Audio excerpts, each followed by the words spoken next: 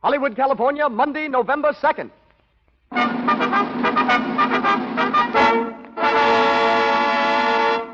The Lux Radio Theater presents Gary Cooper in The Virginian with Charles Bickford, Helen Mack, and John Howard.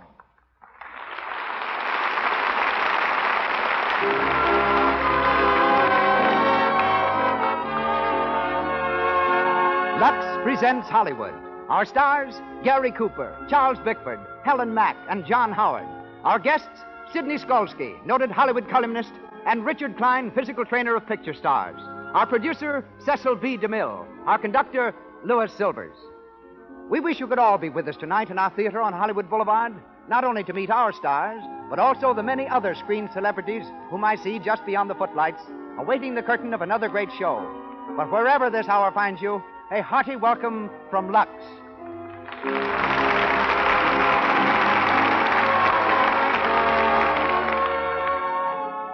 This program comes to you with the good wishes of the makers of Lux Toilet Soap, the soap preferred by 9 out of 10 Hollywood stars, and is yet so inexpensive that every girl can use it every day. Our message is to use all the cosmetics you wish, but remove them thoroughly, the Hollywood way, with Lux Toilet Soap, whose active lather cleanses the pores and keeps your skin soft, smooth, always lovely. Our show opens with word from our producer. Ladies and gentlemen, Mr. Cecil B. DeMille.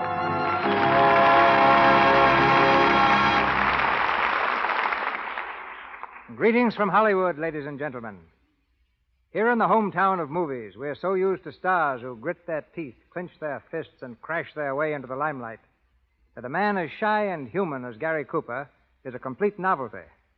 On a Hollywood soundstage, he's as refreshing as a breeze off the prairie. Last month, the Cheyenne Indians up in Lame Deer, Montana, tried to give him a name. They called Gary Comaced. He was mighty pleased to become a member of the tribe until he discovered that his new name means tall, handsome one. Gary was an unknown actor in westerns when he was called in by the Paramount Studios for a screen test. Entering the room, he faced an office filled with producers and executives.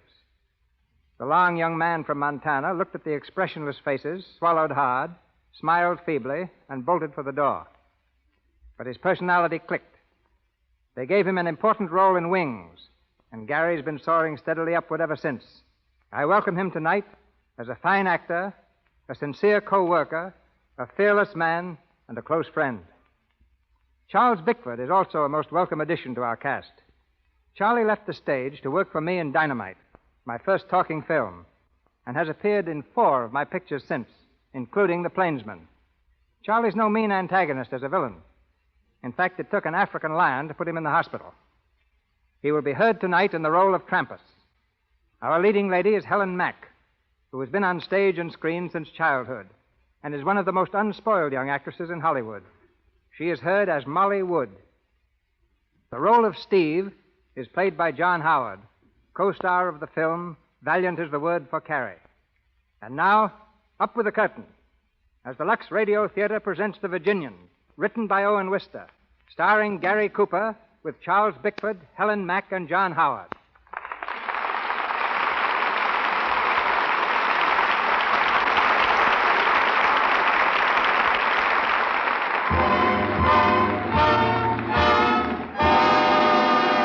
Wyoming, in the early 1900s. The dusty little town of Medicine Bow is humming with activity. And though it's only 10 o'clock in the morning, the Maverick Cafe is filled with a noisy, rowdy gang of cowhands, whooping it up on their one day off. From the street comes a tall, quiet-spoken young cowboy, known to his friends as the Virginian. As he steps up to the bar, he gets a loud welcome from an old pal, Steve. Hey, you gall-dang mangy soup-fed buzzard, who are you passing by? Steve! Nobody else but. Well, Steve, you ornery low-down cousin to a bald beaver. What in blazes you doing here? Oh, nothing special. Blew into town about a week ago. Well, I'm sure glad to see you, Steve. Say, it must have been 4 years since we was riding together. 4 years or more. Yes, sir.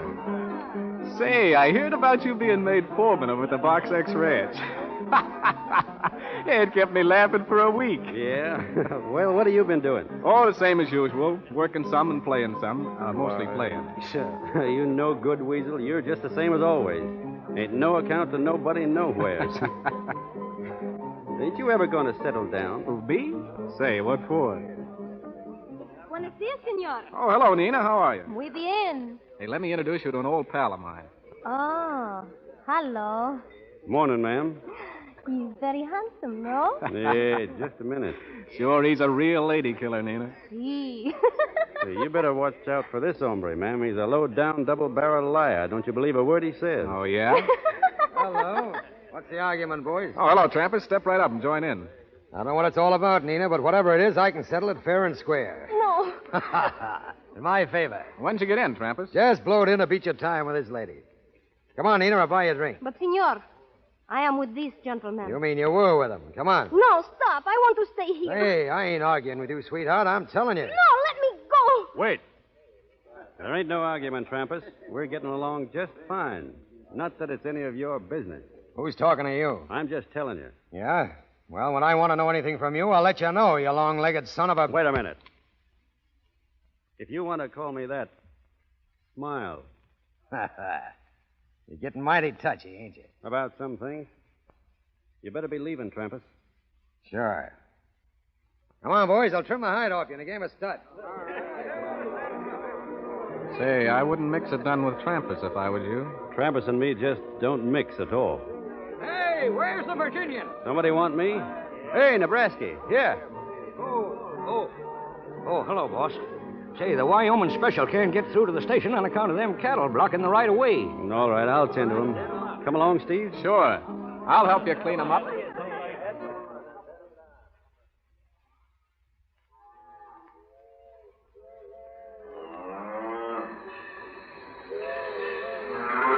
Get up there. Get on. Hey, head them this way. All right, Nebraska, show 'em along. Oh, get along there, you. Get along here, Well, I guess that fixes it. Thanks, Steve. Well, look at who's here. Where? That girl over there. Just got off the train, I reckon. Hey, she sure is a fine-looking female. Yeah, I'd kind of like to make her acquaintance. I seen her first, Steve. Hey, what's the matter with her? Yeah, she's backing up like a scared calf. Hey, look at her. She's scared of that milk cow down there. Hey, ma'am, that cow won't hurt you none. Wait, Steve. I'll go and rescue the fair lady. Rescue her? From what, a moo cow? Don't stop me now. Oh, get away. Get away, please. Oh, get away, I said. Oh. Ho, ho. Get out of here. Get out of here, you ornery devil. Go on. Go on, get out of here.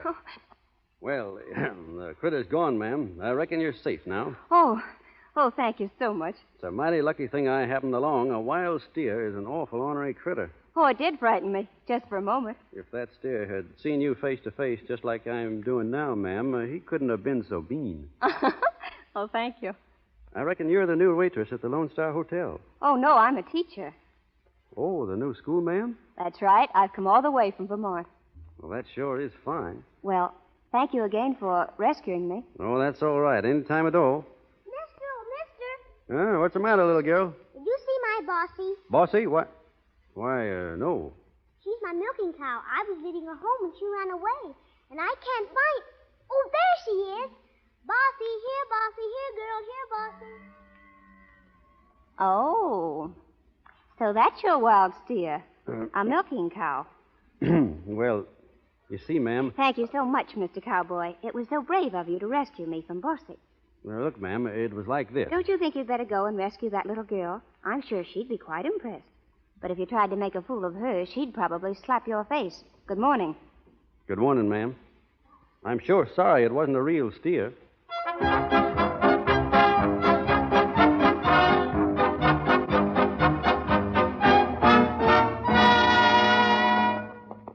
My Lulu gal's a daisy. She wears a big white hat. And I'll bet your life when I'm in town. Easy, boy.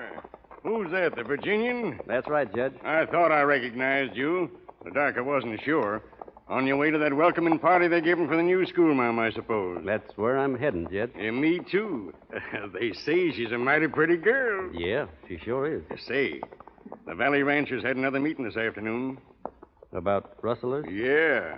The patience is plumb give out. I tell you, the country's going to the dogs when it pays a man better to steal than to work. It ain't everybody that's stealing cattle, Judge. Some is, and it's up to us to find 'em out. You know, Judge, I got an idea that ain't going to be so awful hard once we set our minds to it. What do you mean? You got any suspicions? Maybe. Who? Well, it's only a suspicion, Judge. Cattle rustling's a nasty thing to pin on a man unless you got proof. Tell me who it is. I'll get the proof. No, I reckon I'll wait a while, and if I was you, Judge, I wouldn't say nothing about it at the welcoming party. No use spoiling the schoolma'am's first social gathering.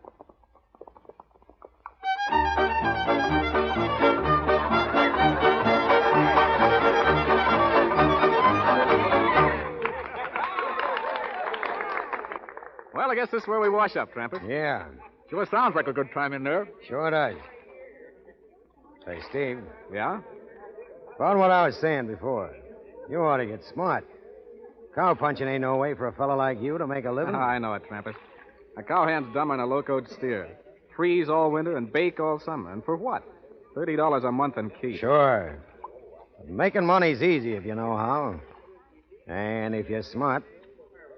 Well, what's on your mind, Tramper? Nothing I want to talk about now. Well, that's when. See me tomorrow. I think you'll be interested. Hello, Steve. Oh, hello. Why, I thought you was going to wait for me tonight. Oh, you was late and Trampas dangled by, so I sort of come along with him. Well, you ain't very choosy about your company. Maybe you'll explain what you mean by that. Nothing, Trampas, nothing. But maybe I ought to compliment you, Trampas. You got so many calves this year. I reckon it keeps you all wore out branding them. You're liable to talk yourself into a heap of trouble, my friend. Since when was I your friend, Trampas? All right. That suits me. See you later, Steve. Yeah, Well, Steve, how about circulate around to the dance? sure. Come on, let's go in.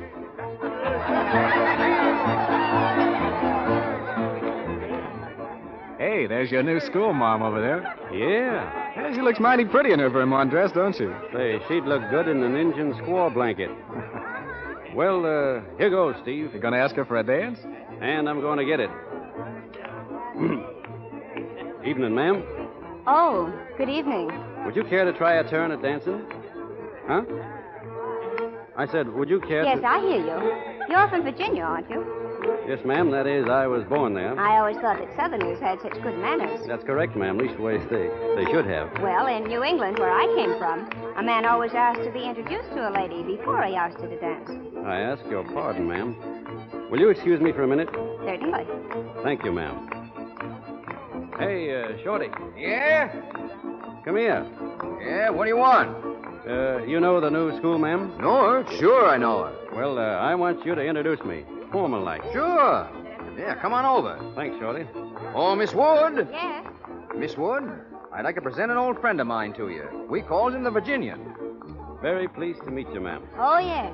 You're the gallant young man who rescued me from the tame cow. What's that? Tame cow? It's all right, Shorty. I'll see you tomorrow. Huh?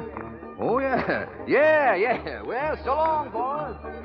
Well, Well, would you like to dance, ma'am, or should we sit down? thank you. I am a little tired. I'd rather talk than dance. Can't talk and dance at the same time anyway. Shall we go outside?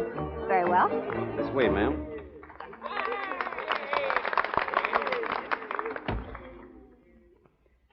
Nice and quiet out here. Yes, isn't it? Yeah, sure is. Miss Wood, there's something I'd like to say to you. Do you mind if I say something first? No, ma'am. I suppose you feel very proud of yourself for what you did the other day. Yes. No, ma'am. Well, you ought to be ashamed of yourself. No, ma'am. Yes, ma'am. Is that all you can say? Yes, ma'am.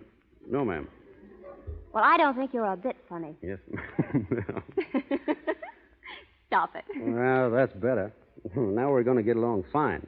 You said you had something to say to me. Well, I reckon you said it already. I was just going to apologize to you on account of acting up like I did about that cow. Oh, I see. Now that's all over, and we've been formally introduced and all. I'd like very much to go riding with you someday. Oh, would you? Yes, ma'am. You ain't afraid of me, are you? Oh, why should I be? No reason at all. I'm as gentle as a plow horse. And I'm powerful interested in education. Oh, then I do hope you come to some of my classes. I have several little boys just your age. I'd sure be proud. Yes. Only I don't reckon I could get away from work to go to school right now. Oh, but you could get off to go riding. Yes, ma'am. All right. Thank you, ma'am. I'll be calling for you up at the schoolhouse.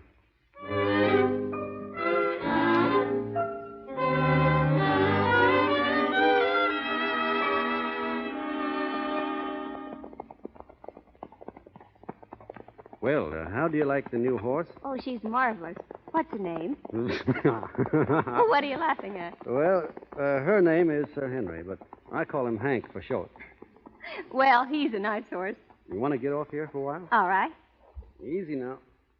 There you are. Oh, thanks. Oh, it was wonderful to ride out here. I love it more every day we come. I reckon I do, too. Never noticed the country much before, but coming out this way with you all the time, I like it fine. You haven't told me about that book I lent you last week. Did you finish it? That Romeo and Juliet? Yes, ma'am, I finished it. Don't tell me you didn't like it. Well, I ain't read any poetry before, but as soon as I get the hang of it, it'll be as easy as reading a patent medicine catalog. Didn't you like the story? Well, they raised a mighty strange breed of men in them days, but in some respects, this Romeo was a pretty good hombre. Oh, indeed. Just a pretty good hombre. Yes'm. He had his enemies and he killed them. Shows he wasn't no coward and proves he was quick on the draw. Why, you approve of killing your enemies? No. An eye for an eye? No. Not if there's an honorable way out, no, ma'am. But them enemies was particular ornery. They had it coming to 'em. Well, what else? What didn't you like about Romeo? I didn't like him in that balcony scene. The balcony scene? Why, that's the most famous scene in the play. Maybe so, but not for me. What's his idea in traipsing up and down a rope ladder, anyhow? Why didn't he go in through the front door? Don't you understand? Their families were enemies. But traipsing up a ladder, that ain't my idea of a real man. Well, what would you do? Go in and kill her father? That would be nice. No, I wouldn't have killed him, but I'd have had a showdown with him, man to man, and if he was too stubborn to call off that fool feud, I'd have grabbed Juliet right off that balcony and married her. That was just what he was planning to do. Yeah, I know, but he couldn't stop playing actor on that balcony. Wasted so much valuable time, he got them both killed. What would you have done? Well, I ain't no Romeo, but if I loved a gal and wanted her, I wouldn't fritter away the time on no rope ladder making up poetry. Well, what would you do? I'll show you. I'll just take her like this. Let me go. Stop it. Stop. Oh. There, that's what I'd do. You're just as sure of yourself as ever, aren't you? Molly, don't play act with me. We don't fool each other. We ain't on no balcony. Molly, don't you think the spring is the prettiest time of the year to be married? I don't want to be married. Oh, Molly. Well, not yet, anyhow. I've got my school, and I'm just getting started, and... Teaching school. That ain't no woman's job in life. It's mine. Oh, I like you, and I admire you, but I'm not sure of myself yet. This country's so new and strange. I feel like an alien, an outsider. Oh, I don't know how to explain it, but I just feel that I'm, well, different. Women are funny, Molly. I don't understand them. Well, I'm glad you think you don't. What was that? Sounds like a calf bawling. I better find out what the trouble is. I'll go with you. No, you better stay here. I'll be right back. Come on, boy.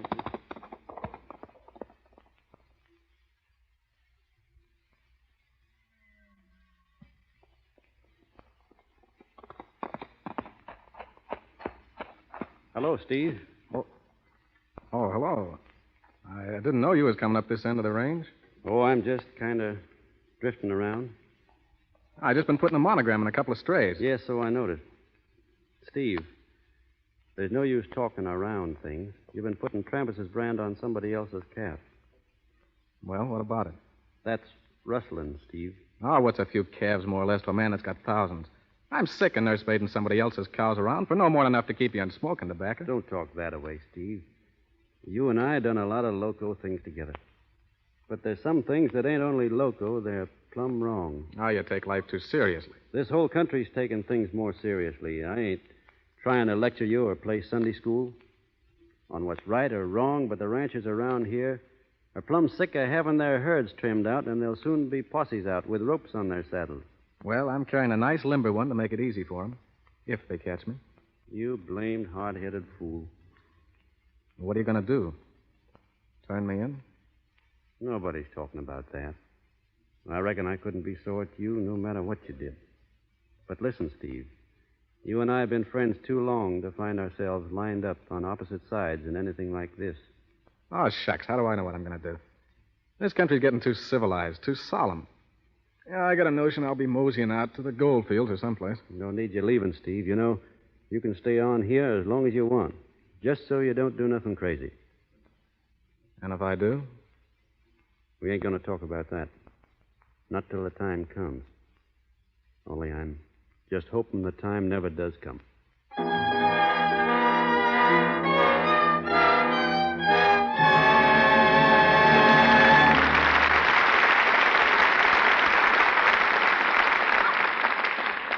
Gary Cooper will be back in just a few moments to continue the story of the Virginian. But now, let's go to the airport in Burbank, out beyond the huge Warner Brothers studio. And as the 5:30 plane takes off for New York, in the crowd are two girls. Let's listen. That must be a pretty important letter, all right, that we should drive way out from Hollywood just to send it off in the 5:30 plane. Is it important? It's an airmail special delivery to Bill Butler. Oh. Anyway, I think it's fun to see planes off.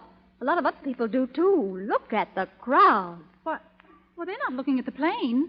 No? Look at those mics and lights over there. Oh. They must be shooting a picture. Yes.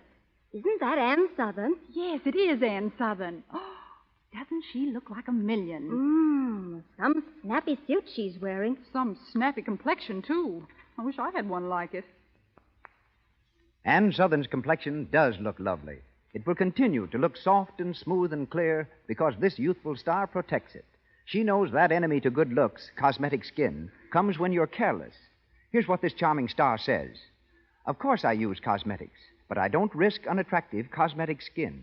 I use Lux toilet soap because then I know I'm safe. That's good advice for you. Lux toilet soap's lather is active. It removes every trace of dust and dirt, stale rouge and powder that might remain to choke the pores. It's when the pores are choked that tiny blemishes, a dull, lifeless look, enlarged pores tell you you're getting cosmetic skin. Remember, put Lux toilet soap on your shopping list.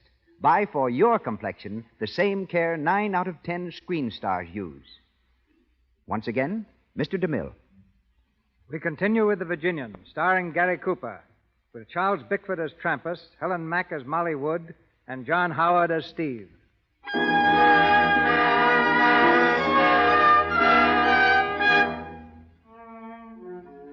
Several weeks have passed since the Virginian warned Steve against rustling cattle, but the warning went unheeded.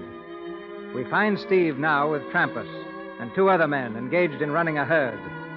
It's late at night, and they've made camp in a rugged hideaway deep in the hill country. Trampas, squatting beside the fire, gloats over their victory. Not so bad, eh, boys? 300 head of cattle worth more than 75 apiece. Better than herding for a living, ain't it, Steve? Say, I'm still herding them cows. We've been running them hard all day long. This ain't no picnic at all. You'll have your picnic, Steve, when we cash in on them. Hey, Pedro. Yeah? Put another stick on the fire. Yeah, wait a minute, Trampas. I'd let that fire be. It's big enough now. If anyone's following us, they'll see it sure as shooting. What's eating you, Jim? Getting scared? Well, ain't no use asking for trouble. Let the fire alone. Hey, listen. When I want a fire, I'm going to have it. If there's anybody following us, there's 40 miles back, cooling their heels. Yeah, hunting for cow tracks underwater. Well, I'm going to dangle down the ravine and see how Greasy's getting along. Night herding them critters. Right back, Steve. All right. Listen, what's that? Ain't you never heard cattle before, Jim? It sounded like they was being disturbed or something. Calm down, boy. You're all on edge. Sure, everything is all right. Yeah? Maybe. But I'll be glad when we get rid of them cows, I'll tell you that. What if they do catch us? You can only die once. Yeah, what's life anyway? A few winters waiting for spring, a few summers wishing they'd last, and then your little 6x3, 6 feet under the ground, that's all. Might as well be now as later. Well, that ain't the way I feel about it. I ain't itching to die just yet. Ah, come on, let's think of something cheerful. Sure, we sing something to cheer you up.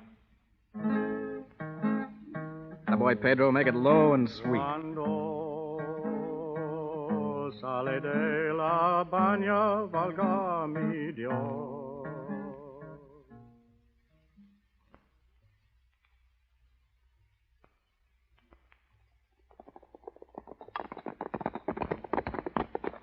Whoa, boy, whoa. What's up, boss? Look down there. That fire. It's them. It's the rustlers. Easy now. The cattle must be down in that ravine. Nebraska, take 3 men and round them up. Sure. Shorty, you skid around to the north and come up on the campfire from there. Take Honey and Baldy with you, but leave your horses here. All set, boss. Judge, you stick with me. Okay. When I whistle, Shorty, you and your men close in. Yeah. Won't they be surprised down there? All right now? Spread out, everybody. And come in easy. We want to make sure we get them all on the...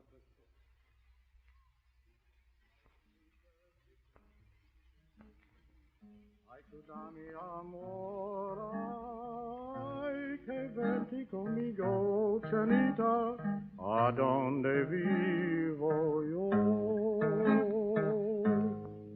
Atta boy, Pedro. I always liked that song. What was that? I told you they'd catch up with us. I told you they would. Get their guns, boys. We got him, boss. All right, now stay right where you are. ¿Cómo estamos? Where are your calling cards, boys? Thanks for the ditty, Pedro. It was real entertaining. Hello, Steve. Hello. I was afraid I'd find you here. Yeah? I warned you, Steve. Sure, it's all right. Well, where's Trampas? Trampas? Oh, he ain't here. Me and Pedro and Jim were hunting by ourselves this trip. With 5 cups over there on the rock, you must have been drinking with a cup in each hand. Hey, boss. Boss. Oh, here. Say, we got the cattle all right, but whoever was a night herding them ducked. We'll get them later. What do we do now, boss? I say string them up. That goes for me, too. Now, wait a minute. You got anything to say, Steve? Well, I guess not. You're sure of that? Yeah. All right, boys. You know what to do. Sure we do. Let's have your rope, Shorty. Now, there's a good tree right over there. No, I don't want to die. I don't want to die, sir. But I tell you, I don't want to die. Shut up, Jim. You gotta take your medicine graceful. Well, come on, boys. I guess we're all set.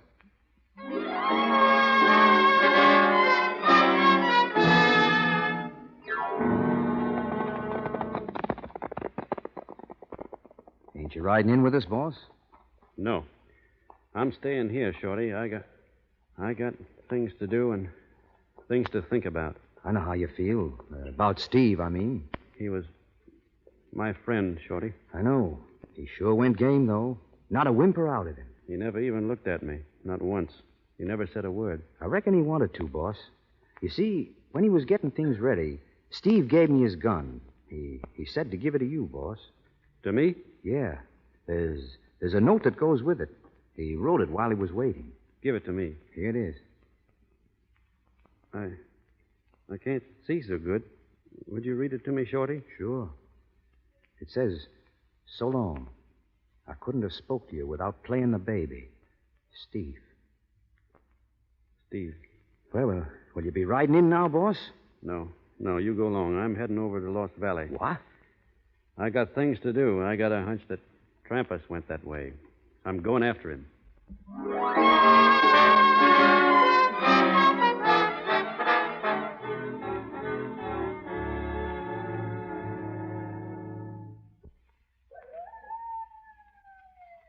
Keep your head down, Greasy.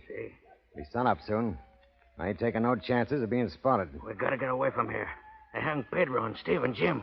We gotta get away, Trampas. We'll make it all right. We gotta watch our step. Now, take it easy. We'll stay here till dark, then we'll head south. After that... Trampas. What's the matter? Trampas, look down there. Someone is coming. Keep low. Ha-ha. Well, if it ain't the Virginian. See, the Virginian. He's alone. Yeah. Hand me that rifle. Here. Out all by himself, eh? Looking for me. Well, he's looking for the last time. You hit him. He's down. Come on, Greasy. I reckon we can start moving now.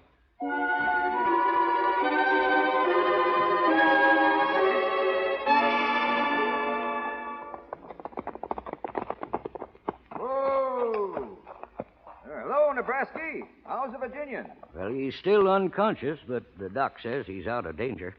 Did you bring the medicine? Yeah, here it is. Say, you know the Virginian ought to be in a hospital. A schoolmarm's house ain't no place for him. Well, what'd they fetch him here for, anyway? Well, they didn't fetch him. His horse brung him. Right over there to that door. His horse? Funny, ain't it? No, 'tain't funny.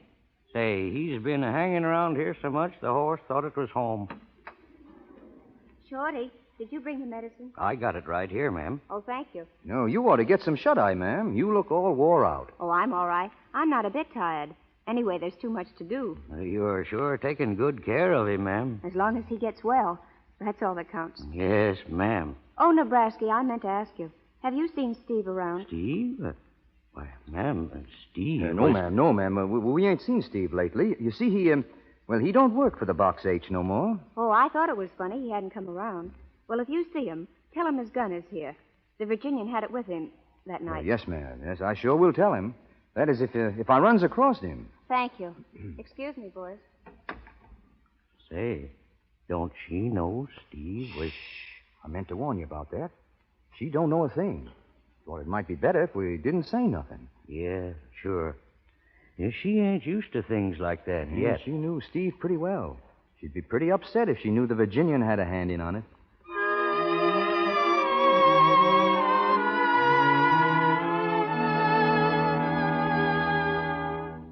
Well, how's the patient today? Oh, I've been up and around, Judge, feeling fine. Good boy. What's the doc say about you? All fixed. He says I can get out now any time. Only Miss Molly, she's been taking such good care of me, I kind of hate to leave. I can't say I blame you none. You know, there's been some talk lately down around the town as to how we all might be doing a little celebrating sometime this spring. Celebrating what? Oh, a wedding. You mean me and Miss Molly? How about it? Well, I wouldn't go putting no bets up if I were you, Judge. What's that? Not if I was you. You ain't getting married? Oh, I didn't say that. You said don't put up no bets. Sure. You know, it don't look so good for a judge to go around gambling on a pretty sure thing. I reckon it don't, son. Oh, morning, Miss Wood. Good morning. Just talking about you. Will you? Yeah, just this minute. Judge Henry, I wonder if you'd mind leaving us for a while. Why, no, ma'am. Certainly not. Just getting ready to leave anyhow. Thank you. Well, so long. So long, Judge. See you soon. Sure hope so. Morning, Miss Wood. Well, Molly. Why didn't you tell me? What's that? Why didn't you tell me? You knew I'd find out sooner or later. I reckon you're talking about Steve. I am. Well, I thought you knew, Molly. I didn't know. Not until this morning. Oh, it's horrible. Horrible. It had to be, Molly. You were there. Why didn't you stop it? You could have stopped it. No, you see, I was leading the posse. You? Yes. But Steve was your friend. It didn't make much difference then. Your friend. And you murdered him. Murder? What else can you call it? Molly, don't talk like that. It was hard enough. Don't make it any worse. Somebody had to do it, and I was in charge. That's our kind of law. Does your kind of law tell you to kill your friends? It ain't a question of friends or enemies. It's a question of right or wrong. I did what I thought was right, Molly. It was right. Do you think I'll teach my children to believe that? Do you think I'll help raise a new generation to approve of murder? Where you come from, they have policemen and courts and jails. We ain't got that. So when we have to, we do things our own way. I see it now. It's this life. It destroys every human feeling a person's got. It's destroyed you. It's made you cruel and ruthless and cold-blooded. Well, it won't destroy me. I won't let it. I'm leaving here just as soon as I can. Leaving, Molly? You don't mean that. I do mean it. Then you're leaving me, too. Yes, I'm leaving you, too. I'm leaving everything that's base and mean and ugly. Now, please get out and let me alone. Let me alone.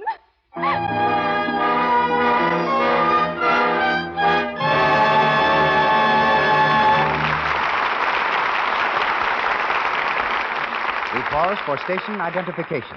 This is the Columbia Broadcasting System.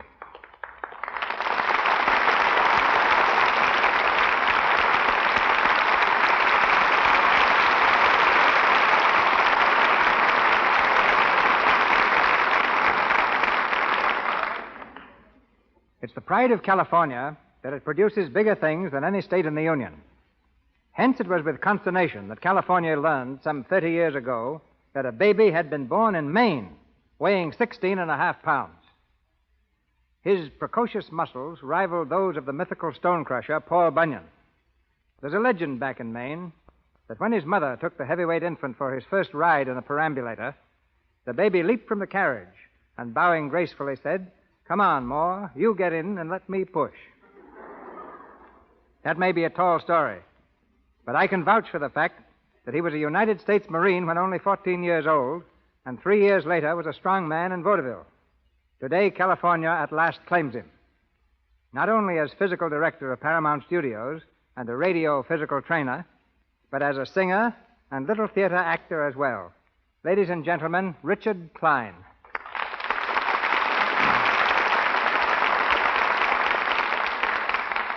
Well, thank you, Mr. DeMille. What would you like me to do? Sing, act, or give you a workout? I've heard you sing, I've seen you act, and I've thrown myself on your mercies in the gymnasium. Tonight is my turn. All right. I hope I can take it as well as you. Dick, Gary Cooper tells me that you're responsible for that educated fist he swings in The Plainsman. Gary's really one of the best boxers in Hollywood, along with George Raft, Sir Guy Standing, Jack Oakey, and, strangely enough, Ida Lupino. But I'm proudest of Gary. He's a real example of what regular exercise can do. Now, many people still believe that the life of a picture star is a round of parties, anything but a round of boxing. One of the reasons I asked you here is to correct that impression. Well, outside of farmers, none live a more regular, healthy life than film stars. It's a matter of necessity. If they didn't, they'd never be able to stand the strain. A well-balanced diet, plenty of sleep, and the proper exercises are absolutely necessary so they may give their best. You might be a little more explicit. Well, their taste in exercise varies. Carole Lombard and Claudette Colbert prefer tennis. Cary Grant and Randolph Scott go in for punching the bag. Bing Crosby and, incidentally, Mr. DeMille like the rowing machine. Gladys Swathout and Adolphe Monjou do lots of riding. And Marlene Dietrich and Mae West keep their famous figures by pedaling a stationary bicycle. I've been doing my darndest to get W.C. Fields inside of the gym, but he insists he gets all the exercise he needs juggling a half-dozen grapefruit every morning. My gymnasium, by the way, is one of the most historic buildings in Hollywood. It started out as a barn. Then in 1914, Mr. DeMille turned it into a studio. It was there that he made the first feature-length picture, The Squaw Man. Keeping fit has become so important in Hollywood that in the near future, every new player at Paramount will undergo a complete physical examination when signed. All of our executives will also be expected to report regularly. Take a tip from these famous people, ladies and gentlemen, and find time to exercise. I guarantee you'll be amazed at how much more work you'll be able to accomplish, how much better you'll feel. Do your exercising where you can step into a shower immediately after.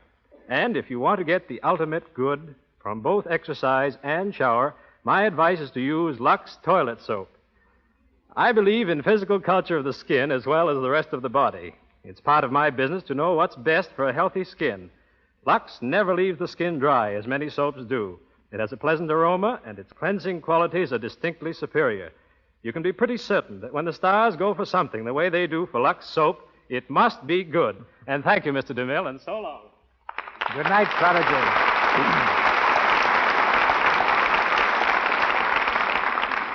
And now, back to the Virginian, starring Gary Cooper with Charles Bickford, Helen Mack, and John Howard.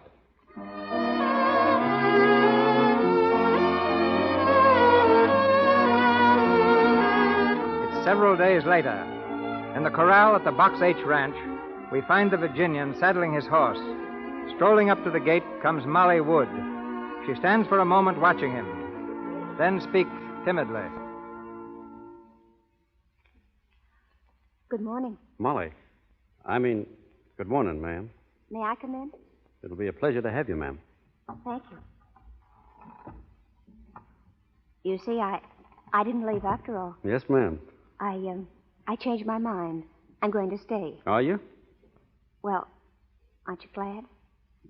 That all depends. You see, folks has to be made for this country. It's rough, and it's wild, and it takes a strong stomach to stand for some of the things that go on out here. If you can't stand it, it's best not to stay at all. You think I'm a weakling, don't you? No, ma'am. I just don't think you understand our side of it. Perhaps not. but I've decided to try. I've been doing a lot of thinking since the other day. I've looked around me at people like Judge Henry and Shorty and Nebraska and their wives. People like that can't all be wrong. They're kind and good. Yes, ma'am, they are. But they don't ever let themselves forget the reason they're here. They're building a new country, ma'am. It's a big job. I know, and that's why I'm staying. I want to help. We sure need it, ma'am. Any help at all, and yours will be right welcome. Thank you. And now will you forgive me for what I said to you? Forgive you? Well, that's easy.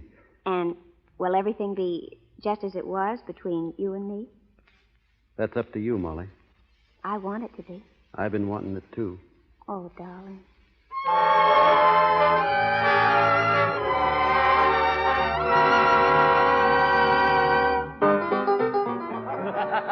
Hey, Joe. Joe. Oh, hello, Trampus. Ain't seen you around here for months. Yeah, I've been traveling. Set up around, Joe. Sure. Hey, Greasy, come and get it. Hey. Say, Joe, town's getting mangy with cowhands. What's up? Payday? No, a wedding. The Virginian's getting hitched to the new schoolmarm. The Virginian, huh? You'd think he would marry her. I heard she saved his life. Yeah, I do seem to recollect something about him being shot a while ago. Injuns, wasn't it? Yeah. Somebody plugged him in the back. You don't say.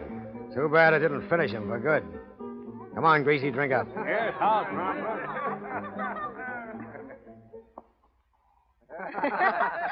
Oh, boys. Hey, when's the wedding, Miss Molly? Yeah, when's the big event? Speak up, boss.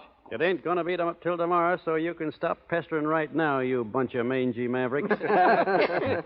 Say, Miss Molly, do you mind if we borrow him for a spell? Well, can I trust you? Oh, we'll all be very good. Pretty good. Not too good. Which is the honest man? Not one of them. Well, all right. I'll trust all of you. You can borrow him, but not for too long. That's fine. Come on. Go on ahead, boys. I'll meet you in a couple of minutes. Yeah, see you over at Joe's place, boys. Right, boys. You don't mind me going with him, do you, honey? Well, of course not. The boys have their rights to you just as much as I have. I won't be long, anyhow. We'll have plenty of time alone where we're going. We'll travel west till we find just the place we want to make our home. I hope you'll never be sorry. I hope I'll always be able to make you happy. And to keep you happy. That's going to be my main aim in life. Oh, I love you. Well, you better run along now. The boys are waiting for you. One more round. Yeah, come on. Take it easy, boys. I got to get married tomorrow. Set him up, Joe. Sure. Say, there's a friend of yours in town. Yeah? Yeah. Fella named Trampus. Trampus? Did he mention he was a friend of mine? He said plenty about you. All lit up and talking big. Said he'd drop in again in case there's any interest to you. Well, it ain't.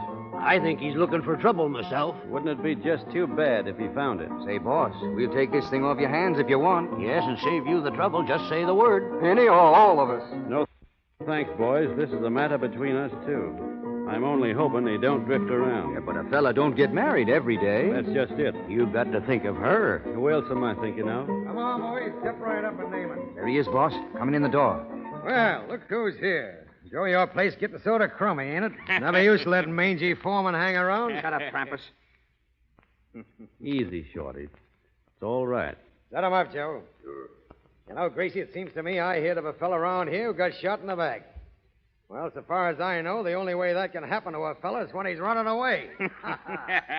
She running away. Let me handle this, will you, boss? No. I don't want no trouble, Nebraska. I'm sick of this palavering around. Listen here, you. You speaking to me, Trampus? Yes, you. You've been spreading a lot of talk around about my dealing in cattle. I'm having a showdown with you here and now. Trampus, I'm trying not to have any trouble with you just now. Yeah, you've been dodging it for 5 years. You've been talking plenty trouble to keep out of my way. But I got you corralled now, and I'm calling your hand. All right, what have you got? I've got the belief you're a lying, white-livered skunk. This country ain't big enough to hold the two of us. And I'm giving you till sundown to get out of town. It's too bad you had to say that, Trampus. Get out. Get out by sundown, or I'll shoot you on sight. Come on, Greasy, let's get out of here. Boys, I'd like you to oblige me in this by not interfering. Sure, we understand. Sundown. Well, it's less than a half an hour now. You're going to tell Miss Molly? Not till it's over. She wouldn't understand about this. She's She's raised different. Well, we won't say nothing, boss. I got Steve's gun over at the hotel. I reckon that'd be the one to use. I'll go over now and fetch it.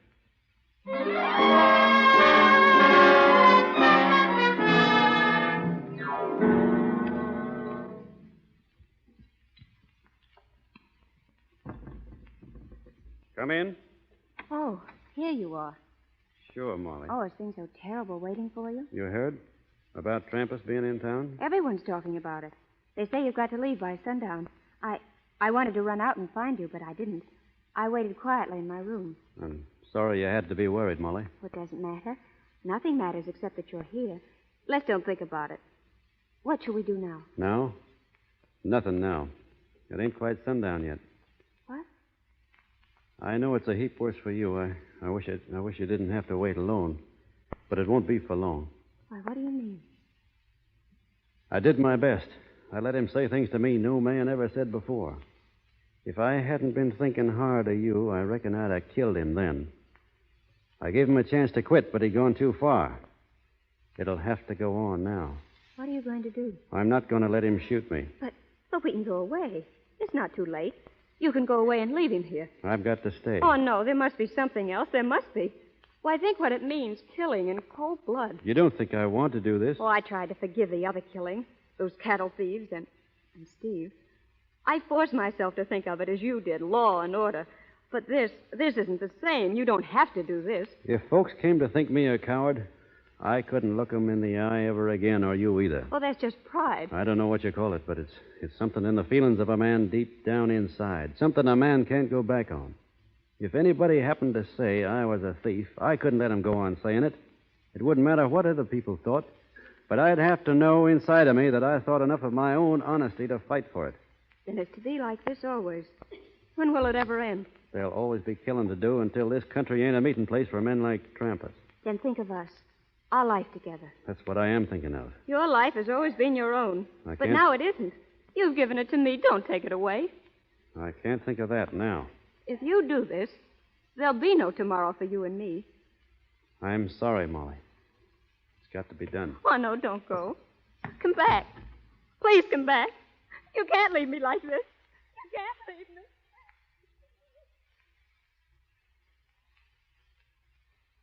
Hello, boss. Hello, Shorty. And it's sundown. Yeah? I just seen Trampas. He's in Joe's place. Yeah?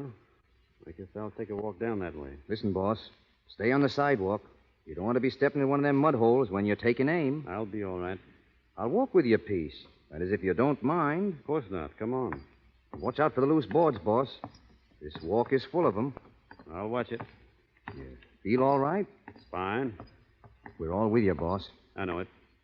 There he is. Just coming out the door. He sees you, boss. Yeah. I'll go on from here alone, Shorty. Sure, boss, and lots of luck. Thanks.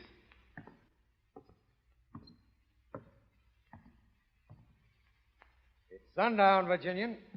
I know it, Trampas. I warned you. Well, I'm waiting. You won't have long.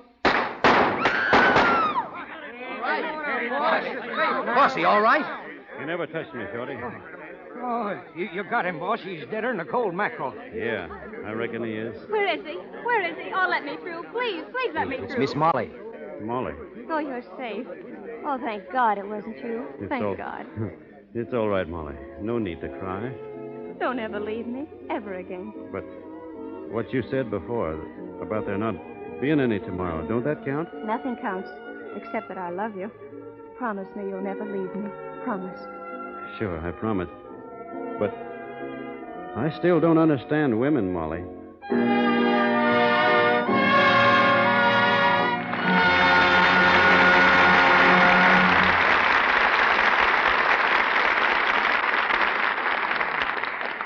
We take our leave of the Virginian, but not of Gary Cooper and Helen Mack, who come back to the microphone a little later.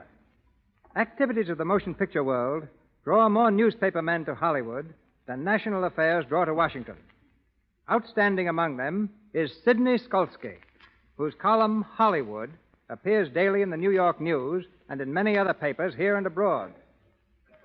Formerly author of the column Tintype in the New York Sun and Behind the News in the Daily News, Sid has also been press agent for such dispensers of beauty as Sam Harris, Earl Carroll, and George White. He would probably be offended if I said he is the best-liked film reporter. Sid is a member of that resolute minority who believe in hewing to the line of news and letting the quips fall where they may. Ladies and gentlemen, Sidney Skolsky.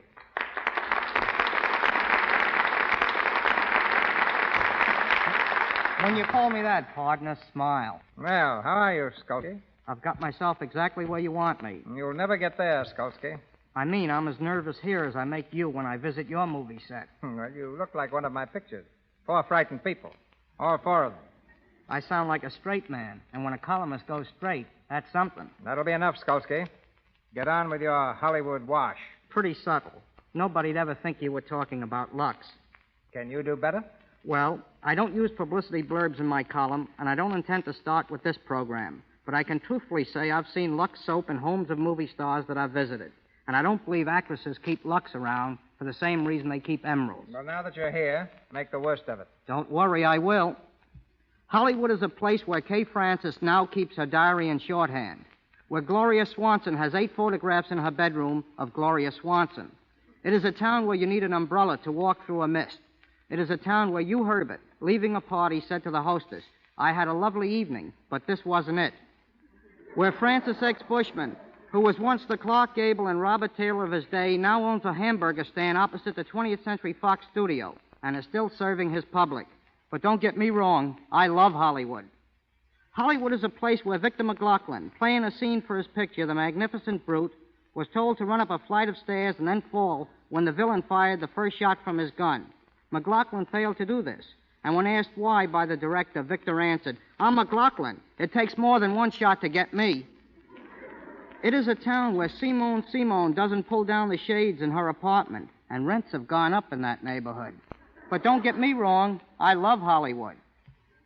Hollywood is a place where Douglas Fairbanks has his name written on the bands of the cigars he gives you.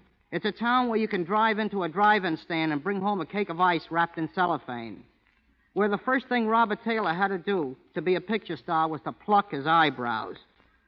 Where at the preview of the picture Pigskin Parade, they had a scene showing girls going to Yale. But don't get me wrong, I love Hollywood.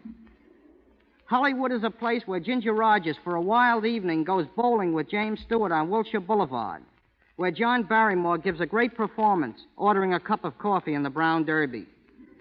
It is a town where Director Van Dyke, making the flicker Eskimo, took artificial snow to the Arctic.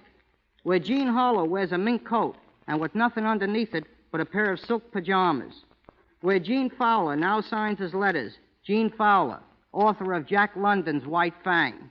But don't get me wrong, I love Hollywood. Hollywood is a place where Charlie Chaplin keeps a huge dictionary in his bathroom. Where Garbo and Rex O'Malley, doing a dance in Camille, fell to the floor. O'Malley helped Garbo up and, rather embarrassed, said to Greta, "Oh, dear, how could I have tripped over your tiny little feet?" It is a town where Joseph von Sternberg raised a beard, and when asked why, answered, "I'm tired of looking at my face, and I'm not the only one." But don't get me wrong, I love Hollywood. Hollywood is a place where Carol Lombard can be seen reading a story in a fan magazine titled Clark Gable's Romantic Flight. It is a town where Irving Berlin, at a party, asked what song the feller at the piano was playing, only to be told it was Alexander's Ragtime Band. Where Ted Healy asked his stooge, Jimmy Brewster, "Who do you think will get in, Roosevelt or Landon?" And Brewster answered, "What's the matter with the guy we got in there now?" But don't get me wrong, I love Hollywood. And always will as long as it supplies such good copy. Good night. Thank you. Good night, Sid. We bring back the Virginian, Gary Cooper, and the schoolma'am, Helen Mack. Thank you, Mr. DeMille. The only thing I missed tonight was seeing Gary ride a horse as he does when he really gets out in the open. Well, riding's nothing extra special, Helen. Back home in Montana, we learn to ride 'em most when we're kids. Well, most kids, rather, are pushing a kiddie car. I guess I cut my first teeth on saddle leather. Is that why you picked Gary for the part of Wild Bill Hickok in The Plainsman, Mr. DeMille? Partly, Helen. Actually, he's a perfect portrait of Hickok in look, size, and manner. Then there's a similarity between the Virginian and Wild Bill. The Virginian is the ideal American character in romance, short on speech and long on action. And Wild Bill Hickok is the ideal American character and fact. Hickok was not a bad man. He was a patriot. Well, then how did he get such a reputation as a killer? Well, he's supposed to have killed between 60 and 100 men, not counting Indians. And nobody counted Indians in those days. Oh, they were just used for practice. Probably. The fact is, Hickok killed only in defense of law and order, and as he said himself back in the 1870s, there's no Sunday west of Junction City, no law west of Hayes City, and no God west of Carson City. It was to change all this, to bring respect of law to the West, that Hickok devoted his life, finally losing it when shot by Jack McCall, who killed him for the strangest reason ever heard, because he admired him so much. I guess it's because all this is true that I got such a kick out of making the picture. It was real. Including the danger. In riding between two horses to escape an Indian ambush, I think you did something many stars would have avoided. However, that was in the script. What wasn't in the script was your stopping the 6 horses that stampeded across the prairie, running away with the stagecoach. Well, after all, I had to stop them. The one they were running away with was me. Well, while you were running away with the picture, I hope we'll soon have another picture for you to steal. When Gary steals a picture or a broadcast, it's really grand larceny. Oh, Helen. As far as I'm concerned, I wish this program could go on for another 60 minutes. Anything after your performance tonight, Helen, would be an anticlimax. Then all I can add is that when it comes to radio programs and soap, give me Lux every time. They're both tops. I'll vote the same ticket and include you, Helen. Thanks, Gary. Good night, everyone. Good night. Good night, Helen. Good night, plainsman.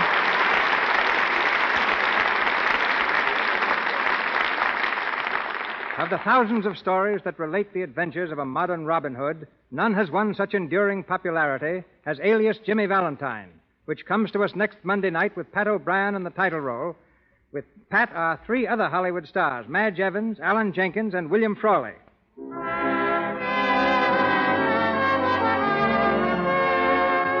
Our sponsors, the makers of Lux Toilet Soap, join me in inviting you to be with us again next Monday night when the Lux Radio Theater stars Pat O'Brien in Alias Jimmy Valentine with Madge Evans and an all-star cast. This is Cecil B. DeMille saying good night to you from Hollywood.